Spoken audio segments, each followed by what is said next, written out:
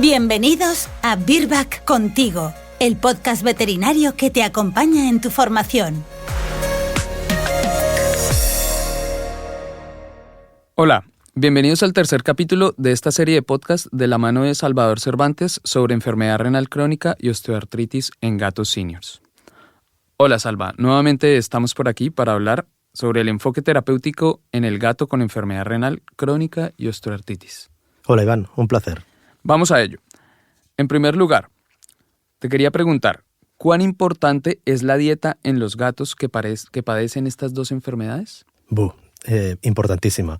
La dieta renal es la piedra angular del tratamiento de la enfermedad renal crónica en los gatos, pues sabemos que los gatos con enfermedad renal crónica que son alimentados con dieta renal incrementan de 3 a 6 veces su esperanza de vida y reducen, lo que todavía es más importante, las crisis urémicas, que son los momentos en los que los gatos se encuentran realmente mal y acaban normalmente hospitalizando. Eso hace que el dinero que el propietario se tiene que gastar en ese paciente todavía se dispare más. Nos enfrentamos, desgraciadamente, a algún problema, ya que sabemos que todo esto es muy bonito y es seguro cuando tenemos alguna de estas 4 características. Es decir, si el paciente tiene una creatinina por encima de 2,2, 2,4 miligramos decilitro, si existe hiperfosfatemia y según la fase en la que nos encontremos de la fase iris, es decir, en fases más tempranas intentaremos tener el fósforo lo más bajo posible. En las fases más avanzadas, dentro de que el fósforo esté alto, intentaremos bajarlo también. Si existe proteinuria por encima de 0,4 o si hay hipercalcemia iónica. En estos supuestos, el cambio de dieta es óptimo. Aquí el gran problema viene y el gran debate es cuando la creatinina está entre 1,6 y 2,2, 2,4, porque aunque a día de hoy sabemos que podemos utilizar las dietas renales, estas que se conocen como early stage, desgraciadamente no tenemos una evidencia científica tan marcada como las tenemos cuando se cumplen las otras 4 condiciones que decíamos hasta ahora. Entonces, cuando hagamos un cambio con este tipo de dietas a estos gatos que, digamos, son poco enfermos renales todavía, serán enfermos renales, pero todavía lo son poco, lo que debemos hacer primero cuando hagamos un cambio de dieta es escuchar al gato. Porque a veces hay gatos que les cambias a estas dietas de fase temprana y mejoran muchísimo, pero también hay unos cuantos gatos, no pocos, que cuando los cambias a estas dietas, el gato empeora. Pierde masa muscular, se mueve menos. Si eso pasa, lo que siempre decimos, tratamos gatos y no tratamos números, tratamos gatos y no vendemos piensos. Los piensos es un extra, ¿de acuerdo? Así en este caso, si el gato no mejora, hay que volver a su dieta anterior o cambiar por una dieta que sea más adecuada para él. ¿De acuerdo? Siempre, además, acordaros que estas dietas se deben cambiar de manera muy progresiva, muy poquito a poco. Que se tarda un mes, se tarda un mes. Que se tardan 3 meses, se tardan 3 meses.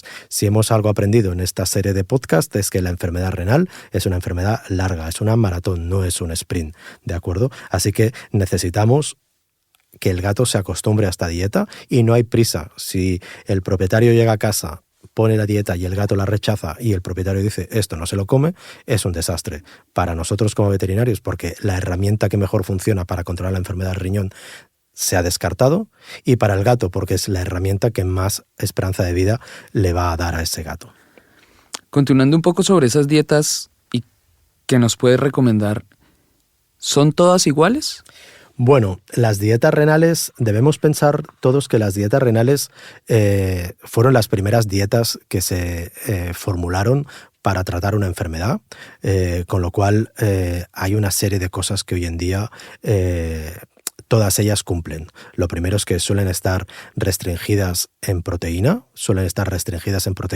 para restringir en fósforo, ¿de acuerdo? Aunque cada vez más podemos, a día de hoy, las empresas de pet food estáis haciendo mucha investigación y una labor muy importante para separar el fósforo de la proteína, pero aún así, básicamente, el fósforo viene por la proteína.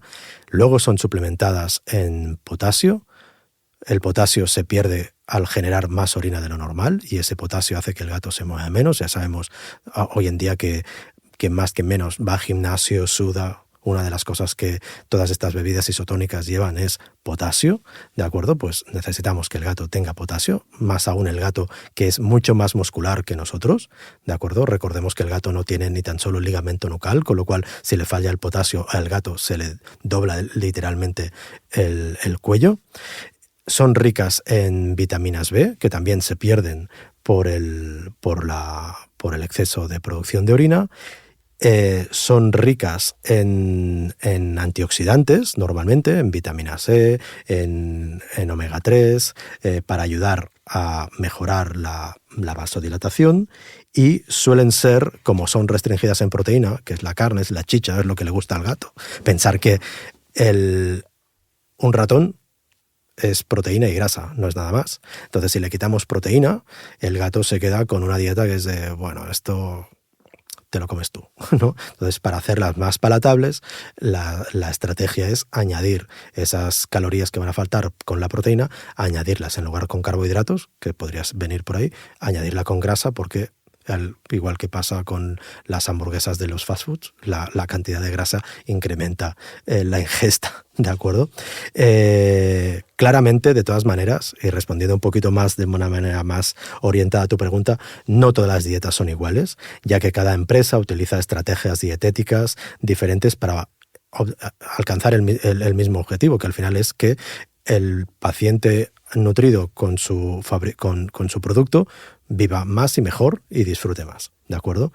Nosotros como veterinarios debemos priorizar el bienestar de nuestro paciente, por lo tanto nos debemos asegurar que lo primero y más importante, una dieta es para comerse. Una dieta no es para ponerse, es para ponerse y comerse y disfrutarla, porque si pensamos como propietarios de gatos, que seguramente muchos de los que me estáis escuchando lo sois, ¿qué hace el gato en casa? El gato duerme, come y va al arenero prácticamente, y más a estas edades no hacen nada más. Si lo poco que les da felicidad lo pierden, que es comer, el propietario enseguida tira la toalla.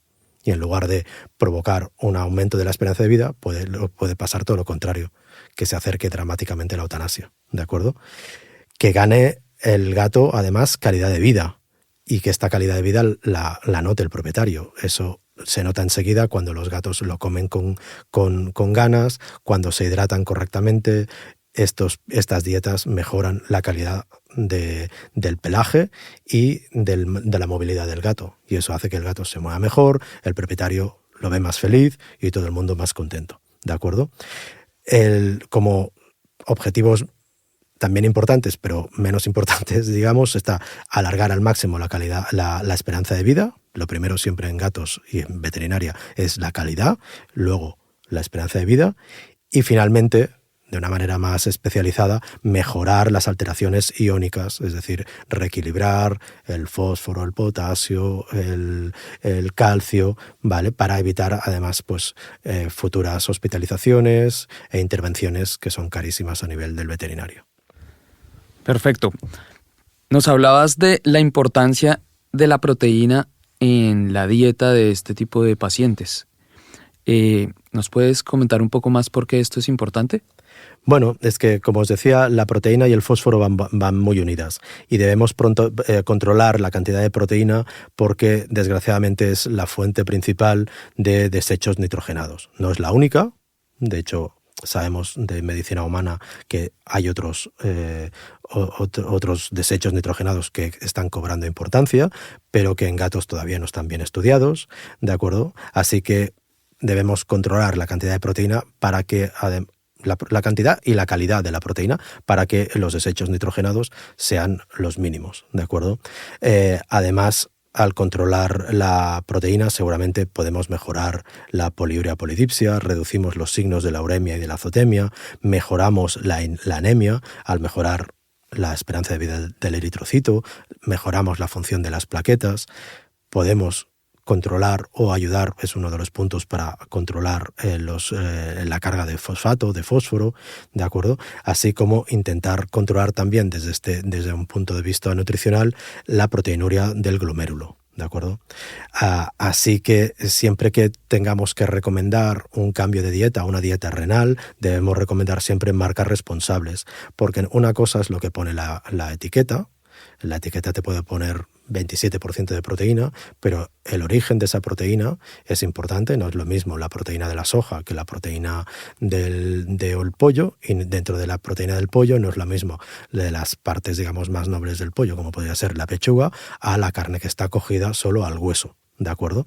Así que debemos ser nosotros responsables a la hora de recomendar, y debemos recomendar, por lo tanto, marcas responsables, como podría ser en este caso la KJ de Virbac. Las proteínas se deben restringir mediante una dieta fiable, porque si nos pasamos de restricción podemos entrar en una dilución nutricional. Es decir, necesitamos que el gato tenga la proteína que necesita para no hacer desechos nitrogenados en exceso, pero que además no se quede a lo mejor con la falta de un aminoácido, que eso provocaría a lo mejor pues que sus eritrocitos vivan menos, ¿de acuerdo? Así que es otro motivo para pensar que no todas las dietas renales son iguales. Y hablando un poco de la creatinina, que si no está tan mal, ¿también tenemos que restringir la proteína?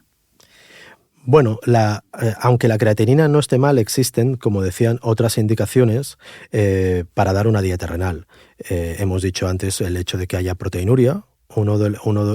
Es el ejemplo claro, que si existe proteinuria, una de las primeras cosas que puedes hacer, incluso antes de empezar a dar medicamentos antiproteinúricos, como pueden ser los IECAs o los sartanes, podemos hacer un cambio a una dieta renal restringida en proteína, porque se ha visto que eso es una acción eficaz para el control de la proteína. Lo mismo nos pasa para el control de la proteinuria. Lo mismo nos pasaría con la hiperfosfatemia. Si tenemos hiperfosfatemia, aunque la creatinina no esté mal, nosotros podemos dar una dieta restringida en proteína, una dieta renal al fin y al cabo, porque aportará menos fósforo, sin necesidad todavía de que a lo mejor esa creatinina esté elevada. Esta medida es mucho más efectiva, por ejemplo, que dar un quelante del fósforo. Bueno, hasta el momento nos has comentado que los motivos para hacer un cambio de la dieta es cuando la creatinina está por encima de 2.4 o el gato tenga hipoproteinemia. Proteinuria. Proteinuria, correcto. ¿Cuál es el motivo para hacer un cambio de dieta? Bueno, si el gato tiene hiperfosfatemia, debemos hacer un cambio de dieta y nos podemos pasar, por ejemplo, a un KJ2. ¿De acuerdo? Aunque la creatinina todavía esté en unos valores relativamente bajos, ¿de acuerdo?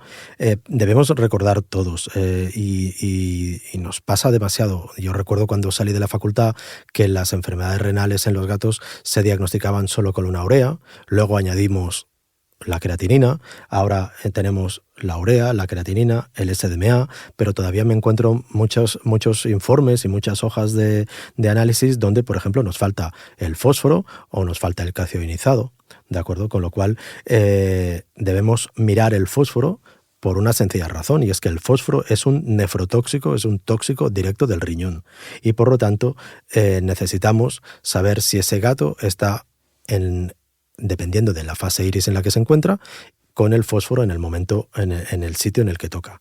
De hecho, hay un estudio que demostró que por cada miligramo por decilitro de incremento de fósforo que tenía además un gato, aumentaba un 11,8% el riesgo de muerte. ¿De acuerdo? Acordaros entonces que tenéis en la iris, la misma que nos marca la iris 1, la iris 2, la iris 3, y que nos dice pues que la proteína tiene que ser menor, la proteinuria tiene que ser menor de 0,4, que la presión arterial tiene que estar por debajo de 16, de 15 de máxima. También tiene unos valores de fósforo marcados para cada una de esas fases. Sé que eso empieza, y hay unos números que cuesta de recordar, pero yo os diría que hay que intentar, a nivel memotécnico, intenta recordar que el fósforo tiene que estar tan bajo como tú puedas, siempre que no baje de 2,5 miligramos por decilitro, ¿de acuerdo? Si quieres añadir, porque además estás mirando el calcio ionizado, siempre que el fósforo no esté por debajo de 2,5 y el calcio ionizado no se te dispare. Porque a veces sin llegar a 3 o a 2,5 de fósforo, el calcio ionizado se dispara, porque se desarregla el ratio fósforo-calcio, ¿de acuerdo? Si eso te pasa, necesitas desgraciadamente subir un poquito el fósforo para que el calcio no se te dispare. Que tan malo es la hiperfosfatemia como la hipercalcemia. Hablando un poquito más sobre el fósforo, ¿qué ocurre si no nos baja después de haber instaurado un tratamiento dietético? Bien, muy buena pregunta, sobre todo porque además, como veterinarios, deberíamos recordarles a nuestros tutores, a nuestros clientes, a nuestros propietarios, bueno, propietarios del gato, que para que la dieta renal tenga efecto, la dieta renal debería ser administrada en exclusiva. Y muchas veces sí, le dan el pienso seco, pero después vienen latas del súper, latas con trocitos de cosas para que el gato sea más feliz, porque lo disfruta más, tal y cual. Y eso, pues, yo lo entiendo, soy propietario de 2 gatos, he tenido un gato 6 años sufriendo del riñón y también me pasaba cuando mi gato ese día no quería comer, pues yo, ¿sabes? Tenías ahí tenías ahí 6 latas abiertas, 3 piensos y el gato te miraba como, no hay nada más, porque eso no me apetece, nada de lo que me has dado hoy me apetece.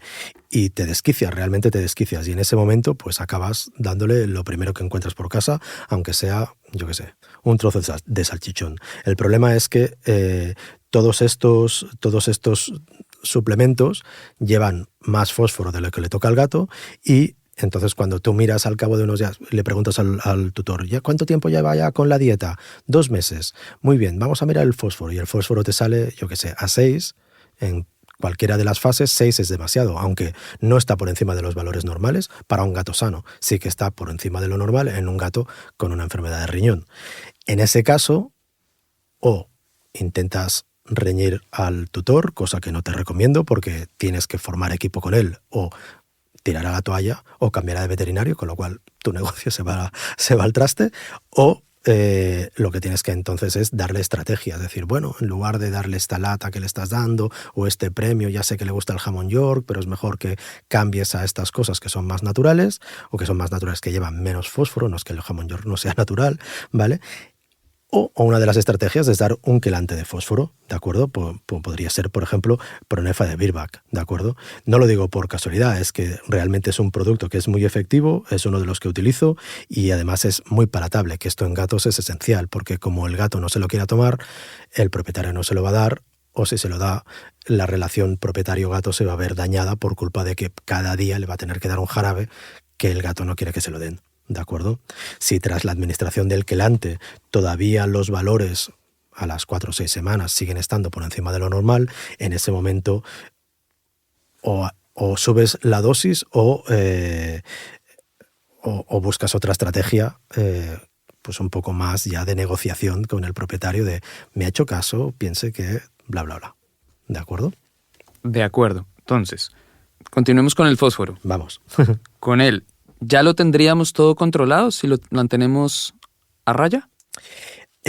No, desgraciadamente no, y cada vez tenemos más información de que el fósforo va muy unido al calcio. De hecho, el ratio fósforo-calcio, calcio-fósforo es 1 realmente, y dentro de los organismos de los mamíferos suele ser una relación 1 a 1, ¿de acuerdo?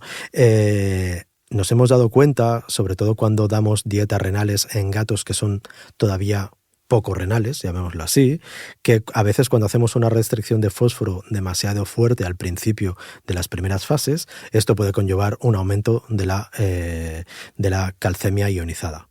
Si eso pasa, desgraciadamente no tenemos que cambiar de dieta a una dieta que aporte un poco más de fósforo para que el calcio no se nos dispare. Antes decíamos que tan malo es la hiperfosfatemia como la hipercalcemia, ¿de acuerdo? Muchos gatos, cuando les subes un pelín, esos gatos que eran renales pero todavía un poco y que al restringir el fósforo se les ha disparado el calcio ionizado, cuando les subes un poquito, no hace falta muchísimo, la cantidad de fósforo, el calcio se normaliza, ¿de acuerdo? Normalmente esto no ocurre al revés, es decir, cuando tienes un gato renal que además tiene hipercalcemia iónica, normalmente a estos gatos, cuando les das una dieta renal, se normalizan.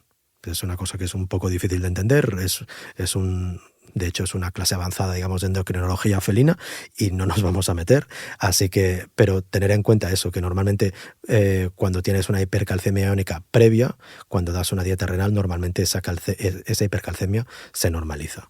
No es necesario hacer otras historias, normalmente con eso es suficiente. Muy bien, y nos hablabas sobre el potasio. ¿Qué ocurre con este ion tan importante? Bueno, el potasio ya es el último olvidado, ¿no? Porque, claro, hemos dicho, el fósforo es nefrotóxico, el calcio nos puede provocar calcificación de los órganos blandos, eso al final afecta también a la esperanza de vida de cada una de las nefronas, pero el potasio de entrada, pues parece que es algo que solo a nivel veterinario durante muchos años solo se ha mirado a nivel de hospitalización. Cuando tú tienes un gato hospitalizado, le miras el potasio para saber cuánto potasio le tienes que añadir a los fluidos que le estás administrando en vena, o en el caso de que tenga demasiado potasio, por ejemplo, por una enfermedad renal aguda, porque se ha intoxicado, yo qué sé, con un antiinflamatorio, porque ha chupado el agua de unos lirios que tenía el propietario en casa, vete a saber. Estos gatos normalmente, como no hacen pipí, lo que tienen son niveles de potasio muy elevados. Y son las dos cosas que la gente miraba a nivel veterinario en el gato. Sin embargo, sabemos que en la enfermedad renal hay una poliuria, esa poliuria provoca pérdida de potasio, el potasio se nos va por la orina y sabemos que el potasio además lo miramos siempre ahí donde no toca, que es en la sangre, pero el potasio no es un ion que esté dentro de la sangre, está dentro de las células, es decir, no deberíamos mirarlo en la sangre, debemos ser capaces de saber cuánto potasio almacenado dentro de las células está. Nosotros cuando lo miramos en la sangre ya estamos mirando de una manera indirecta una estimación de lo que realmente tiene ese gato en sus células.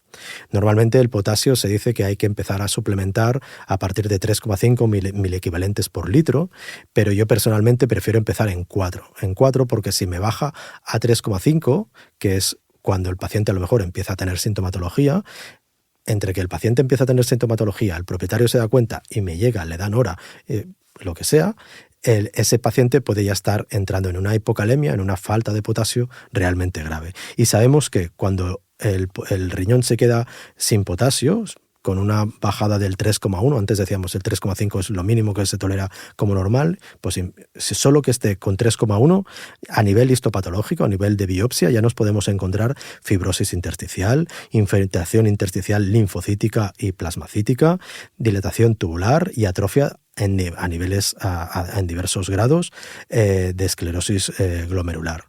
Y os diría, si normalmente con una dieta, la dieta renal va bien suplementada de potasio. Los gatos, su dieta normal, los ratones son ricos en potasio, las dietas renales son muy bien suplementadas en potasio, pero a veces el gato produce tanta orina que pierde un montón de potasio. Si eso es así, cuando lo miras, si el gato está por debajo de 4, puedes suplementar de dos maneras, básicamente. Las dos típicas son gluconato potásico o cloruro potásico, una forma más orgánica, una forma más mineral, que se dan 2 miliequivalentes kilo cada 12-24 horas según el nivel, o incluso citrato potásico, que tendría la gracia de llegar a darse en casos donde haya una marcada acidosis, que eso ya sería otra frontera más que tenemos que ir a mirar, que es el ácido base a nivel de la sangre de nuestros pacientes. Muy interesante. Y nos hemos enfocado en hablar sobre los iones de la dieta renal, la proteína de la dieta renal, pero ¿qué ocurre con la osteoartritis? ¿Qué nos puedes comentar sobre las dietas enfocadas para osteoartritis? Vale, mira, Iván, la gracia de las dietas como la que tenéis, KJ de Virbac, tienen un punto común entre la enfermedad renal y la artrosis, y es que van muy suplementadas en omega 3. Hace muchos años, un estudio, que es un estudio limitado, pero es un estudio muy interesante, que hizo una nutricionista veterinaria holandesa en Inglaterra, que se llama Platinga, descubrió, mientras iban diagnosticando en la universidad donde estaba, iba clasificando a los gatos renales y les daba una dieta cualquiera, las iba poniendo por las 6 dietas que en ese momento en Inglaterra se estaban vendiendo. Y se dieron cuenta que había una dieta que hacía que en la esperanza de vida del gato, en lugar de ser por 3 veces, era por 6 veces. Es verdad que es un estudio que tiene unas limitaciones bastante interesantes, pues quiero decir que hay que coger este estudio con pinzas, pero la gran diferencia de esa dieta versus toda la competencia era su elevado contenido en omega 3, en EPA y en DHA, ¿de acuerdo? Tan es así que a partir de ese estudio, que si no me equivoco fue de principios del 2000, 2003, 2005, no recuerdo exactamente, a día de hoy más que menos ha añadido el suplemento de omega 3. Y el suplemento de omega 3 es muy interesante no solo para el riñón, sino también para las articulaciones, porque tiene un perfil antiinflamatorio muy interesante que no afecta a la función del riñón. El riñón se desinflama, como se pueden desinflamar las articulaciones, sin necesidad de tomar ningún fármaco o ningún producto que haga sufrir más al riñón. Tiene un efecto protector en ese sentido, por su efecto antiinflamatorio, pero es que además en cualquier inflamación, pasa en el riñón, pasa en la articulación, una de las cosas de lo que tenemos muchas veces es que al principio puede haber una vasodilatación, pero con el tiempo esos vasos se pueden fibrosar y puedes llegar a perder suplemento de riego sanguíneo al riñón o a la articulación. El hecho de suplementar con omega 3 de origen animal, en gatos siempre es muy importante que el omega 3 venga de origen animal porque son carnívoros estrictos, hace que el riñón viva más porque recibe más nutrientes y la articulación sufra menos. Con lo cual ahí tenemos un denominador común que es muy interesante a la hora de tratar pacientes con las dos comorbilidades. Pues bueno, muchísimas gracias, Alba, por compartir toda esta amplia experiencia y conocimiento sobre el tratamiento y manejo de la enfermedad renal crónica y osteoartritis en gatos. De nada, a ti por atenderme y ha sido un placer volver a estar aquí. Gracias por escuchar Virbac Contigo. Síguenos para estar al día de los últimos contenidos de formación veterinaria.